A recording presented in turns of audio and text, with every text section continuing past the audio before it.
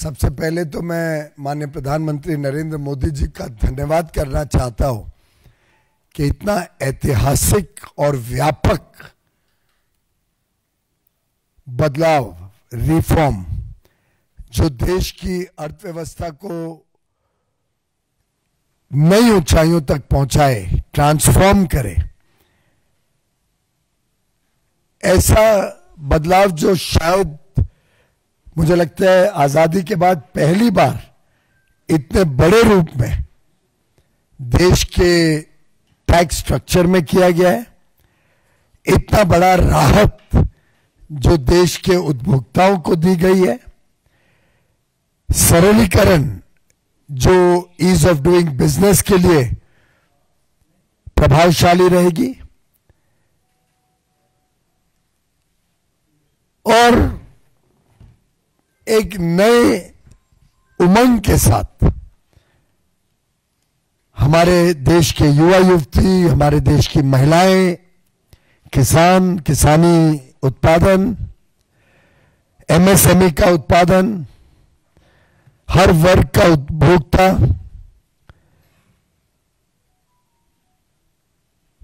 दुकानदार हो, उद्योग चलाने वाला उद्यमी हो, हर एक को एक बहुत बड़ा तोहफा 22 सितंबर नवरात्रि के पहले दिन मिलने जा रहा है। 15 अगस्त को माननीय प्रधानमंत्री जी ने देश को वादा दिया था कि अब देश निकल पड़ा है, रुकेगा नहीं, झुकेगा नहीं,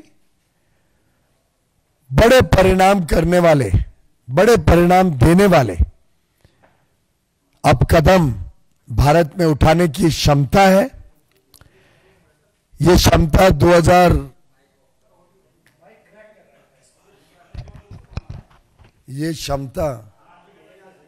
ये क्षमता जरा पैशन आ जाता है ना, ये क्षमता देश में 2014 में नहीं थी।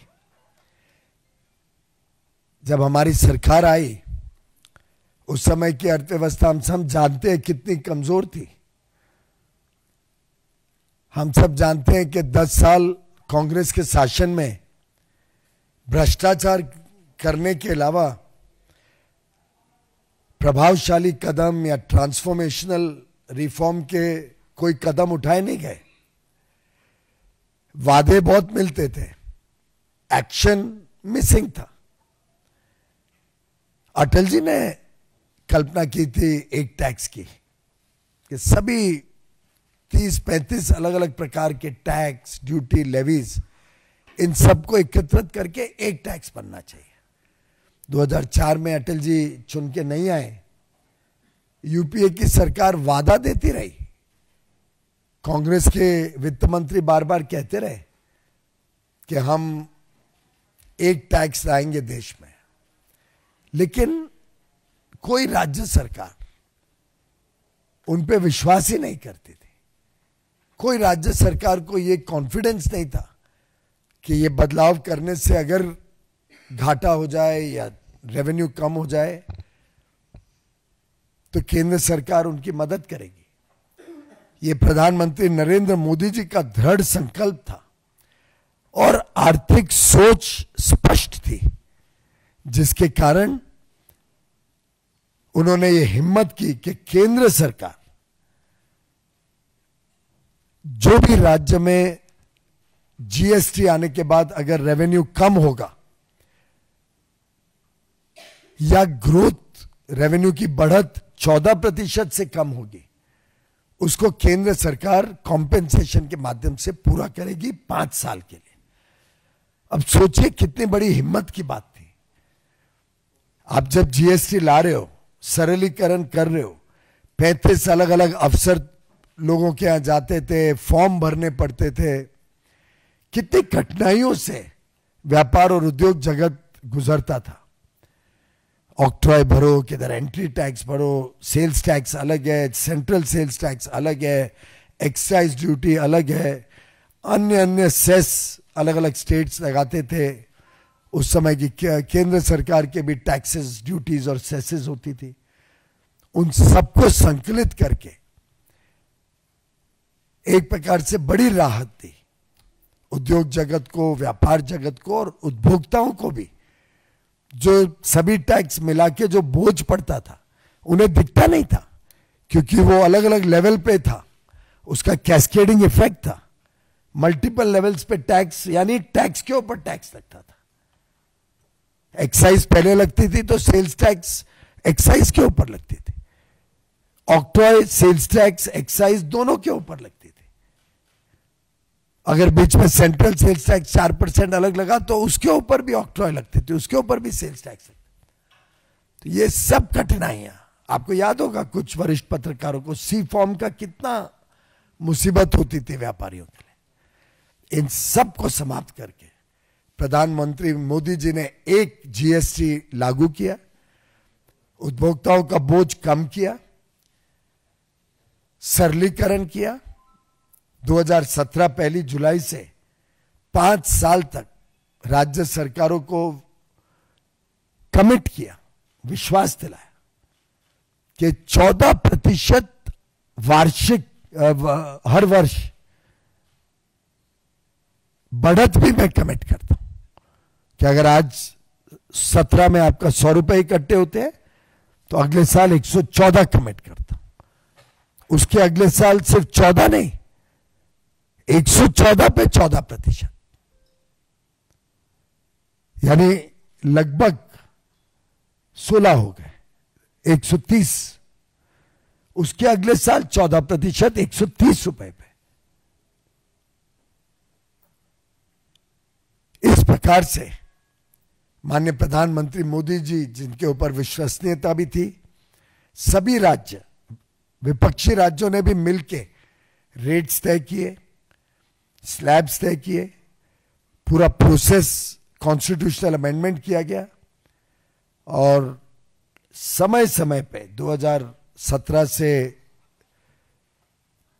24-25 तक समय समय पे जहां जहां संभव हुआ माननीय प्रधानमंत्री जी रेट्स कम करते ही रहे। आपको याद होगा 2018 में तो 100-150 आइटम पे रेट कम किए थे एक साथ, और ये एक सिलसिला लगातार देश के उपभोक्ताओं को लाभ मिले, ये चलाया माननीय प्रधानमंत्री मोदी जी के नेतृत्व में। अनाप शनाप आरोप, झूठे आरोप, गलत फहमियां पैदा करने की कोशिश की विपक्ष ने, पर आप कोई व्यक्ति से बात कर लो, जो बोझ 2014 के पहले था, कांग्रेस के केंद्र और राज्य में जब सरकारें होती थी, उससे कितना कम बोझ पेपर वर्क का या टैक्स का 17 के जीएसटी आने के बाद लगातार घटता हुआ बोझ देखने को मिला, और जिसके कारण देश की अर्थव्यवस्था को भी उछाल मिला। अब 5 वर्ष पूरे हो गए और कोविड के समय जब डिमांड कम थी तब तो भारी कॉम्पेंसेशन सेस पे करना पड़ा, जो कलेक्ट हुआ था उससे भी ज्यादा। फिर भी मोदी जी की सरकार ने पूरे 5 साल कोविड का समय जोड़कर 14% बढ़त के साथ कॉम्पेंसेशन देने का काम किया। अब कॉम्पेंसेशन सेस जितना अभी तक दिया था वो लगभग कुछ ही महीनों में पूरा होने जा रहा था। तो माननीय प्रधानमंत्री मोदी जी की इच्छा थी कि अब हमें लाभ देना है, हमारे उपभोक्ताओं को बड़ा लाभ देना है और सरलीकरण करनी है। ईज ऑफ डूइंग बिजनेस के लिए हमारे व्यापार और उद्योग जगत को सरल टैक्स और सरल करना है, टैक्स को उपभोक्ताओं के ऊपर उनको लाभ देना है कि उनके ऊपर भी सस्ता सामान मिलने का लाभ पहुंचे और सस्ता हो जाए सामान। और मैं समझता हूं जो 3 दिन पहले 3 तारीख को ऐतिहासिक माननीय प्रधानमंत्री मोदी जी के मार्गदर्शन और नेतृत्व में जीएसटी काउंसिल के निर्णय हुए, ऐसा कोई वर्ग नहीं है। 140 करोड़ देशवासियों को लाभ पहुंचाने का काम प्रधानमंत्री नरेंद्र मोदी जी ने किया। इसलिए मैंने कहा ये आज तक का सबसे ट्रांसफॉर्मेशनल, सबसे बड़ा बदलाव माना जाएगा, देखा जाएगा। आने वाले दिनों में अर्थव्यवस्था को एक नई ऊंचाइयों तक लेके जाने का काम करेगा, देश में डिमांड बढ़ाएगा। और देखिए कितना व्यापक इसका स्कोप है। खाने पीने की हर वस्तु, white goods, refrigerator, air conditioner, scooter, motorcycle, गाड़ियां, कॉस्मेटिक्स, ब्यूटी के जितने प्रोडक्ट्स हैं, कपड़े, जूते, घड़ियां, चश्मे, आप सुबह से रात तक अपनी दिनचर्या में देख लीजिए आपको क्या क्या चीजें लगती हैं। आपको ध्यान आएगा कि लगभग हर एक चीज में दाम कम होंगे 22 तारीख के बाद। और सरकार सुनिश्चित करेगी, सरकार निगरानी रखेगी। और मुझे उद्योग जगत से कमिटमेंट मिली है कि नक्की 100% जो भी लाभ हुआ है जीएसटी रेट्स कम करने का, वो उपभोक्ताओं को पास ऑन करेंगे। और मित्रों, हमारे मध्यम वर्ग को, हमारे गरीबों को, हमारे किसानों को, महिलाओं को, युवाओं को, हर एक को इस घटते हुए जीएसटी रेट्स का लाभ आगे आने वाले दिनों में पहुंचेगा। हर घर खुशी पहुंचेगी। जो युवा युवती कई चीजें चाहते थे, उन सब चीजों में उनको सस्ते दामों पे लेने की संभावना बढ़ेगी। अर्थव्यवस्था आज इतनी मजबूत है कि बैंक का इंटरेस्ट रेट कम हुआ है, महंगाई का दर 1.55% पे आ गया है, विकास का दर ऐतिहासिक पिछले क्वार्टर में, पिछले तिमाही में, जबकि पूरी दुनिया में बड़ी सुस्ती है ग्रोथ में, विकास में, भारत विश्व का सबसे तेज गति से बढ़ने वाला अर्थव्यवस्था, 7.8% पिछले क्वार्टर में। ये सब चीजें मजबूती के प्रतीक हैं। और इन सब चीजों को मद्देनजर रखते हुए कहां कांग्रेस के शासन में चीजों पे 30%, 35% excise, VAT, central sales tax, GST, octroi, entry tax, अन्य प्रकार के टैक्सेस का बोझ आज के जीएसटी रेट से बहुत अधिक ज्यादा पड़ता था। उसके सामने मोदी जी के कुशल नेतृत्व में और जिस प्रकार से उन्होंने अर्थव्यवस्था को मजबूत बनाया है, उसके कारण आज जीएसटी में घटाने में हम सफल हुए। हर वस्तु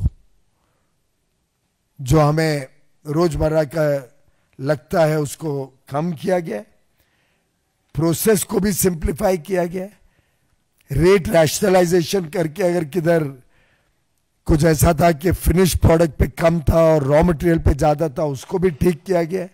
जैसे मैनमेड टेक्सटाइल्स की पूरी चेन को 5% कर दिया गया। इस प्रकार से माननीय प्रधानमंत्री जी ने कांग्रेस और उनके मित्र दलों की नकारात्मक सोच के सामने एक बड़ा सकारात्मक कदम उठाकर देश की अर्थव्यवस्था को बल देने वाला, देश की विकास यात्रा को और आगे बढ़ाने में काम करने वाला एक महत्वपूर्ण कदम लिया। दवाइयां कम होंगी, मेडिकल डिवाइसेस, दवाइयों पे टैक्स कम होगा, 35-36 लाइफ सेविंग ड्रग्स पे तो 0 कर दिया गया, मेडिकल डिवाइसेस पे कम किया गया, हेल्थ और लाइफ इंश्योरेंस सस्ती हो जाएगी। तो एक तरफ तो आयुष्मान भारत से वैसे ही 62-65 करोड़ लोगों को मुफ्त में इलाज मिल रहा है, पर जो मिडिल क्लास हेल्थ इंश्योरेंस निकालती है या अपनी सोशल सिक्योरिटी के लिए लाइफ इंश्योरेंस निकालती है, उस पर पूरा 18% को शून्य कर दिया गया है जीएसटी को। रोजमर्रा के साबुन, टूथपेस्ट, खाने पीने की चीजें, बाइसिकल, टू व्हीलर, फर्नीचर, हर एक में कमी की गई है। कपड़े, जूते, टीवी, फ्रिज, एयर कंडीशनर, एक प्रकार से आर्थिक स्थिति को और मजबूती देने के लिए एक बहुत महत्वपूर्ण कदम है। इससे डिमांड भी बढ़ेगी। डिमांड बढ़ेगी तो निवेश आएगा भारत में, क्योंकि लोगों को दिखेगा यहां पे माल बिकता है। निवेश आएगा तो नई नौकरियां बनेंगी, नए रोजगार का साधन, उद्यमियों को, व्यापारियों को आमदनी बढ़ेगी। जैसे जैसे आमदनी बढ़ेगी तो डिमांड बढ़ेगी। इसको एक तरीके से एक साइकिल ऑफ ग्रोथ के रूप में देखा जा सकता है। मल्टीप्लायर इंपैक्ट इसका बहुत बड़ा होगा। तो प्रधानमंत्री मोदी जी को मैं पुनः एक बार धन्यवाद देता हूं और आप सबको विश्वास दिलाना चाहता हूं, आपके माध्यम से देश के 140 करोड़ लोगों तक ये बात पहुंचे कि नवरात्रि 22 सितंबर को एक पूरी खुशी के साथ हम सब मनाएं। ये दसरा, ये दिवाली, ये छठ पूजा और उमंग के साथ सभी के लिए रहेगी। हम सब मिलकर सुनिश्चित करें, निगरानी रखें। हम तो रखेंगे ही, मेरे मीडिया के साथी भी रखें कि जो जो हमने जीएसटी में कमी की है रेट्स में, उसका पूरा लाभ उपभोक्ता तक पहुंचे और आगे आने वाले दिनों में बढ़ती हुई आमदनी के साथ साथ घटते हुए खर्चे से हमारे देश के लोगों की खुशहाली में एक नए ऊंचाई पे हम लेके जाएं। विकसित भारत 2047 तक जो संकल्प 140 करोड़ भारतवासियों ने लिया है, जो स्वदेशी वस्तुओं को इस्तेमाल करने का आज उत्साह हम देश के कोने कोने में देख रहे हैं, जो देश को आत्मनिर्भर बनाने का आज सरकार और उद्योग के बीच मिलकर काम तेजी से हो रहा है। इन सब में ये जीएसटी में जो बड़ा बदलाव हुआ है, ये एक मील का पत्थर साबित होगा। मुझे पूरा विश्वास है देश के 140 करोड़ भारतवासी माननीय प्रधानमंत्री नरेंद्र मोदी जी के इस बहुत ही ऐतिहासिक, निर्णायक और सूझबूझ से भारत की अर्थव्यवस्था को बढ़ाने वाला कदम को की सराहना करेंगे, उनको आशीर्वाद देंगे और हम सब मिलके अमृत काल में देश को नई ऊंचाइयों पर लेके जाएंगे। बहुत बहुत धन्यवाद। नीरज पांडे जी। जी, मेरे दो सवाल हैं। पहला सवाल तो ये है कि विपक्ष कह रहा है कि जो आपने रिफॉर्म किए उसका स्वागत है, लेकिन 8 साल आपने देर कर दिया। दूसरा सवाल मेरा ये है कि जब वन नेशन वन टैक्स की बात करते हैं तो फिर उसके बाद भी आम आदमी को, आम लोगों को मल्टीपल टैक्स पे करना होता है, चाहे वो इनकम टैक्स हो या फिर सर्विस टैक्स हो, कंज्यूमर टैक्स अलग देता है, कई टोल पर जाता है जो टोल टैक्स अलग देता है, तो ये भी एक मल्टीपल टैक्सेस उसको पे करने पड़ते हैं। तो जब वन नेशन वन टैक्स की बात करते हैं तो ये पहली बात तो विपक्ष का जो कहना है वो वास्तव में उनकी नाकामियों के बारे में वो उजागर कर रहे हैं कि वो कितने नाकामयाब रहे कुछ भी करने के लिए 10 साल 2004 से 14 जो उनके पास थे, वो तो सहमति नहीं बना पाए कि टैक्स को वन नेशन वन टैक्स कर पाए। और कांग्रेस के समय मैंने अभी अभी समझाया कितने अलग अलग प्रकार के टैक्स थे, टैक्स के ऊपर टैक्स था और कोई भी वस्तु पे टैक्स। आप कोई व्यापारी, कोई उद्योग के व्यक्ति से बात कर लीजिए, ऐसा एक आपको आइटम नहीं दिखेगा जो कांग्रेस के समय आज से कम टैक्स में उपलब्ध था। एक आइटम नहीं मिलेगा। कांग्रेस यानी हाई टैक्सेशन, दोनों में कोई अंतर विरोध नहीं है। कांग्रेस ने तो जब एक जमाने में इनकम टैक्स में 95% तक tax, wealth tax, income tax सब लगाया करते थे। तो कांग्रेस की नाकामियों के बारे में एक प्रकार से वो खुद ही खुलासा कर रहे हैं। और 8 साल लेट कहां, 8 साल पहले भी हमने जो रेट उस समय के कांग्रेस के रेट थे उसको कम किया, लगातार उसको कम करते रहे। और उस समय सब कांग्रेस के राज्य सरकारें थी, जहां अधिकांश, हमारी तो बहुत कम थी। उसके बावजूद ये बड़ा बदलाव लाए, सभी राज्य सरकारों को साथ में लेके आए। उस समय की परिस्थिति के हिसाब से कि राज्य सरकारों का रेवेन्यू लॉस ना हो, उनको 14% ग्रोथ भी हो, उस समय जो निर्णय लिए गए वो सराहनीय थे।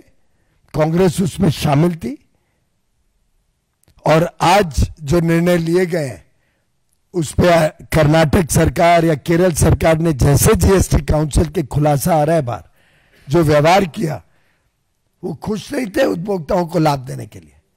वो वहां फिर भी कोशिश कर रहे थे किसी तरीके से ना हो, क्योंकि उन्हें समझ थी कि उससे कांग्रेस एक्सपोज हो जाएगी, कि उन्होंने ये कोई अच्छे कदम नहीं उठाए उनके 10 साल के शासन में, बजाय कि भ्रष्टाचार करने। रही बात बाकी जो टैक्सेस हैं, ये इनडायरेक्ट टैक्स को संकलित किया गया है। टोल टैक्स तो रोड के ऊपर लगता है, या इनकम टैक्स आपकी आमदनी पे लगता है। और उसमें भी जो बदलाव किया, देखिए 12 लाख तक कोई टैक्स नहीं, 12,75,000 सैलरी अनर का हो तब तक कोई टैक्स नहीं। इसी साल हुआ।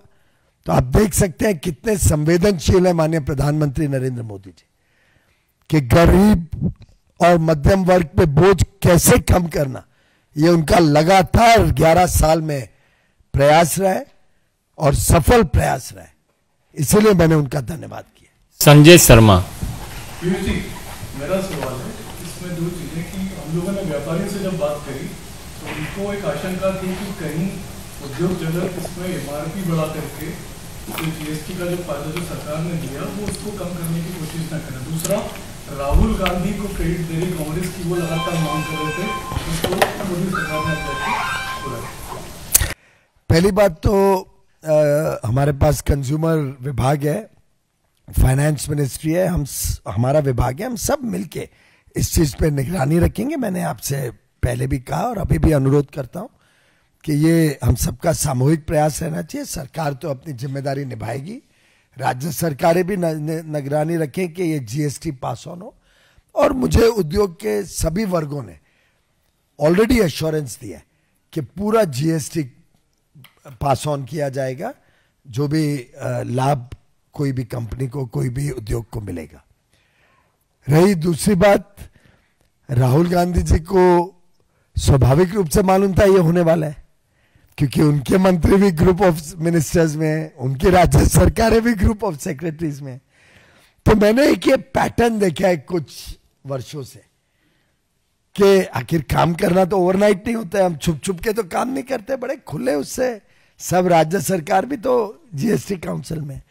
जब जब उनको पता चलता है कि मोदी जी कुछ अच्छा काम करने जा रहे हैं तो तब तब उस डिमांड को रेज करना शुरू कर देते।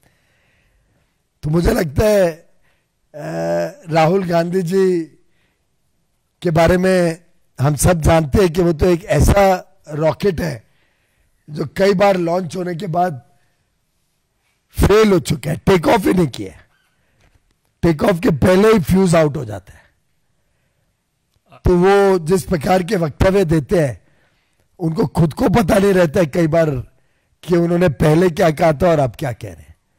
तो मैं समझता हूं कि देश की जनता इस प्रकार के वक्तव्यों से कोई प्रभावित नहीं होती है। Arun, CNN।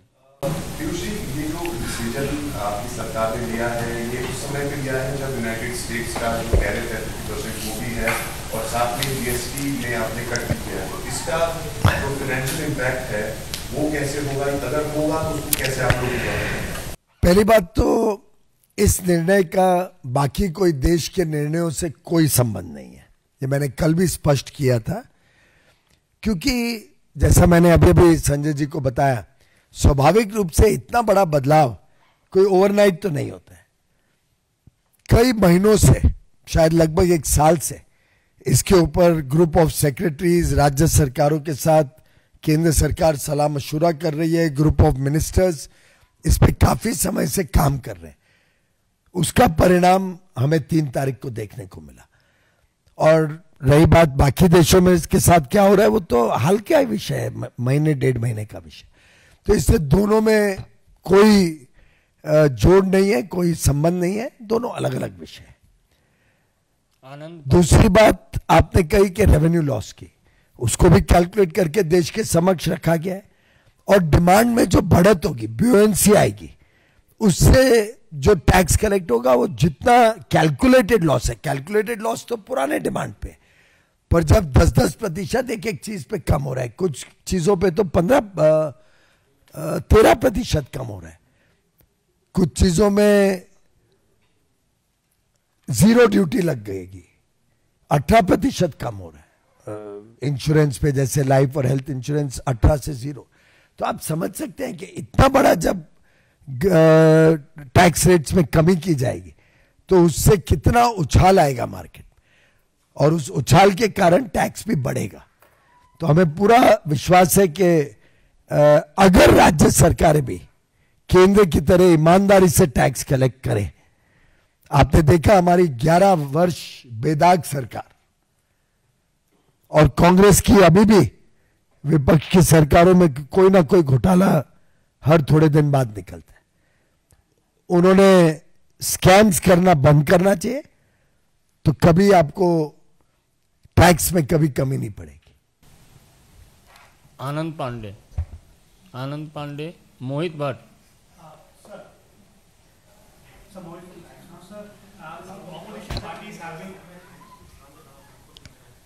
Opposition parties have been attacking the government on the issue of GST. Kerala Congress came out with a tweet and they compared VDs with Bihar, which was very derogatory in nature. They deleted it and now they have again tweeted and they have stated that we are sorry, we wanted to attack the government, we did not want to hurt anybody's feelings.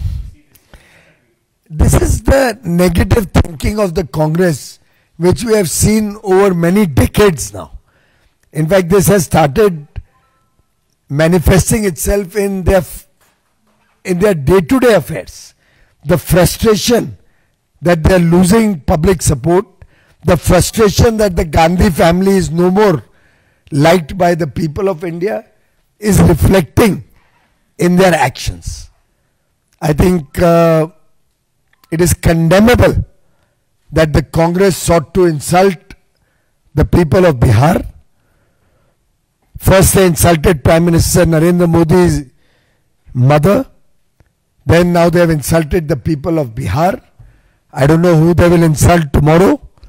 You also all be careful. They will start attacking the media, because their attacks on Election Commission have failed.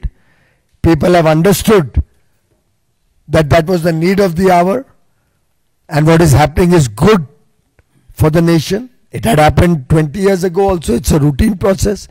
But every time they choose a new person to attack. That failed. They attacked Prime Minister Modi's mother. They got a backlash. They attacked the people of Bihar, and also in a way demonstrated their very, very low mindset. And I condemn the Congress and their leadership for this thinking. एक minute, हाँ हो रहा है हिंदी में। कांग्रेस की नकारात्मक सोच और ओछी मानसिकता का फिर एक बार उन्होंने परिचय दिया है, और ये आज का नहीं है, ये वर्षों वर्षों से हम देखते हैं कांग्रेस की नाकामियां। कांग्रेस को जनता ने ठुकरा दिया है, गांधी परिवार की लोकप्रियता खत्म हो गई है, इससे वो पूरी तरीके से फ्रस्ट्रेट हो गए, बिखर गए। उन्हें समझ नहीं आ रहा है कि क्या करें जिससे हमें फिर एक बार लोकप्रियता मिले या गांधी परिवार को जनता स्वीकार करे। वो ये समझ नहीं पा रहे हैं कि अब बहुत विलंब हो गया है, इसलिए कभी इलेक्शन कमीशन को गाली गलौज करते हैं, कभी कोर्टों को गाली गलौज करते हैं। कोर्ट का निर्णय उनके फेवर में हो तो कोर्ट बड़ा अच्छा है, सत्यमेव जयते। कोर्ट का निर्णय कोई उनको पसंद नहीं आता है तो जजों के ऊपर आलोचना कर देते हैं। इलेक्शन में एक जगह जीत जाए तो इलेक्शन कमीशन धर्मात्मा है, दूसरी जगह हार जाए तो इलेक्शन कमीशन पे झूठे आरोप लगाते हैं। कभी प्रधानमंत्री नरेंद्र मोदी जी की ओबीसी होने पर उन पे आरोप और उनको ऐसे शब्दों में उनके बारे में वक्तव्य देते हैं जो मैं रिपीट भी नहीं कर सकता हूं। मणिशंकर अय्यर जी का आपको याद होगा क्या बोला था प्रधानमंत्री मोदी जी के लिए।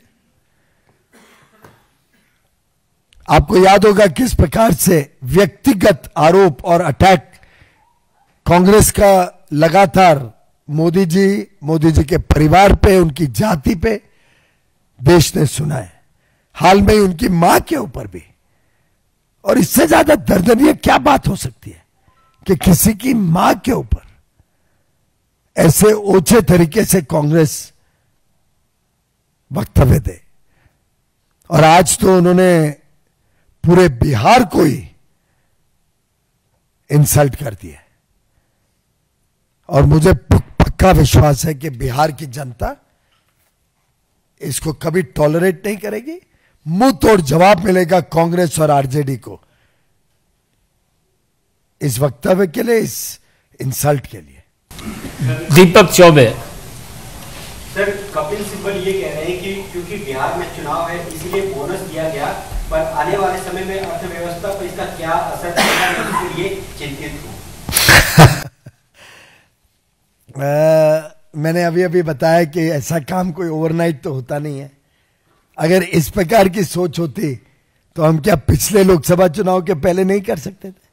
क्या हम पीछे इतने सारे चुनाव आए, महाराष्ट्र में चुनाव आया, हरियाणा में चुनाव आया, झारखंड में आया, दिल्ली में हुआ, क्या हम उसके पहले नहीं कर सकते थे? तो मुझे लगता है, और वो हम जीते, महाराष्ट्र जीते, हरियाणा, महाराष्ट्र तो ऐसे जीते कि पूछो मत, स्वीप किया। केंद्र सरकार तीसरी बार प्रधानमंत्री नरेंद्र मोदी जी को चुन के भेजा जनता ने। तो अब मैं आपको व्यक्तिगत अपने अनुभव से भी बता सकता हूं कि मेरे 11 वर्ष उनके साथ काम करने के अनुभव से, और कई बार तो डांट भी पड़ी है इस विषय में, कि कभी कोई निर्णय मोदी सरकार चुनाव के प्रभाव में नहीं करेगी। एक बार मैं गया था, मैं आपको उदाहरण दे सकता हूं। एक बार गया था, एक राज्य का चुनाव था, उस राज्य में मुझे एक बड़ा निवेश करवाना था, इंडस्ट्रियल पार्क बनाना था, तय हो गया था और मैं अनाउंस करने जा रहा था। तो बात में मैंने कहा कि मैं अनाउंस करने वाला हूं एक बड़ा इंडस्ट्रियल पार्क इस राज्य में, और उसमें थोड़े दिनों बाद चुनाव भी होने वाला है। उन्होंने मुझे देखा कि किसने आपको बोला है क्या कि उस चुनाव की वजह से आप ये अनाउंस करो? मैं कहा नहीं, किसने बोला नहीं है, लेकिन स्वाभाविक रूप से हमें लाभ होगा। तो ऐसी डांट पड़ी मुझे। उन्होंने कहा मेरी सरकार कभी कोई निर्णय चुनाव को मद्देनजर रखते नहीं लेगी। और उन्होंने डायरेक्ट किया मुझे, अब ये मत अनाउंस करना चुनाव तक, नहीं तो लगेगा चुनाव के कारण अनाउंस किया। और मैंने वो अनाउंसमेंट चुनाव के बाद किया। चुनाव हम जीत गए, उसके बाद वो अनाउंसमेंट किया। ये है मोदी जी की सोच। और ये विपक्ष की जो ओछी सोच है वो कभी ये बात समझ ही नहीं पाएगी। रही बात अर्थव्यवस्था के प्रभाव की, कपिल सिब्बल जी भी उस सरकार के हिस्सा था 10 वर्ष यूपीए की, जिसमें एक फ्रेजाइल 5 इकोनॉमी बना के छोड़ दिया हमारे लिए। अटल बिहारी वाजपेयी जी की सरकार ने एक मजबूत अर्थव्यवस्था 2004 में छोड़ी थी, जिसमें विकास दर 8% से ज्यादा था, मुद्रा स्थिति अच्छी थी, फॉरेन एक्सचेंज विदेशी मुद्रा स्थिति बड़ी मजबूत थी, महंगाई 4% से कम थी। चिदम्बरम जी ने पहले फाइनेंस मिनिस्टर के नाम जो अपना भाषण था, इकोनॉमिक सर्वे था और बजट था, उसमें एक्नॉलेज किया कि मुझे एक बड़ी अच्छी अर्थव्यवस्था विरासत में मिली है, मैं इसको बढ़ाऊंगा। लेकिन 14 में क्या छोड़ा? 8% विकास 4% पे छोड़ी थी, 4% महंगाई 8% हो गई थी, विदेशी मुद्रा कमजोर थी, बैंक सब डूबने के हालात पे थे, करार पे थे। आपको याद होगा बैंकिंग व्यवस्था क्या थी? दुनिया हमारे को राइट ऑफ कर चुकी थी, फ्रेजाइल 5 इकोनॉमी। उसमें कपिल सिब्बल भी मंत्री थे, तो वो उनकी अर्थव्यवस्था की सोच थी। और मोदी जी ने देश को विश्व का सबसे तेज गति से आगे बढ़ने वाला अर्थव्यवस्था बनाया। ये मोदी जी की अर्थव्यवस्था है। विकास चंद्रा। मेरा सवाल है कि जो टैक्स स्लैब में बदलाव हुआ है जीएसटी में, देश भर में स्वागत हो रहा है, लेकिन शिक्षा जगत से कुछ बातें आ रही हैं कि जो विद्यार्थी या स्टूडेंट के काम आने वाली चीजें, स्टेशनरी की, उस पर अभी भी जीएसटी है। तो क्या सरकार कभी उस पर विचार करेगी उस पर जीएसटी 0? ऐसा है कि हर एक वस्तु के ऊपर बड़ी गंभीरता से, गहराई से देखा गया है कि किस किस वस्तु पे कितना घटा सकते हैं, और पढ़ाई से जुड़ी हुई कई चीजों पे हमने घटाया है। और कुछ चीजों पे कई बार 5% इसलिए भी रखा जाता है कि सप्लाई चेन में जो इनपुट टैक्स क्रेडिट है उसका वो लाभ ले पाए। अगर उसको 0 कर दिया जाए तो ऐसे कई वस्तुएं जिसमें सप्लाई चेन में अगर क्रेडिट रहा या उन्होंने जीएसटी पे किया हो, अगर उसको 0 कर दिया जाए तो उनको ज्यादा नुकसान होता है। तो बड़ी सोची समझी नीति तहत ये पूरे रेट्स तय किए गए, और वह महीनों तक एक एक आइटम के ऊपर अलग अलग टीमों ने, और विशेषकर माननीय प्रधानमंत्री जी ने स्वयं बड़ी गंभीरता से और गहराई में जाके ये सौगात पूरे देश को दी है। आनंद पांडे, TV9।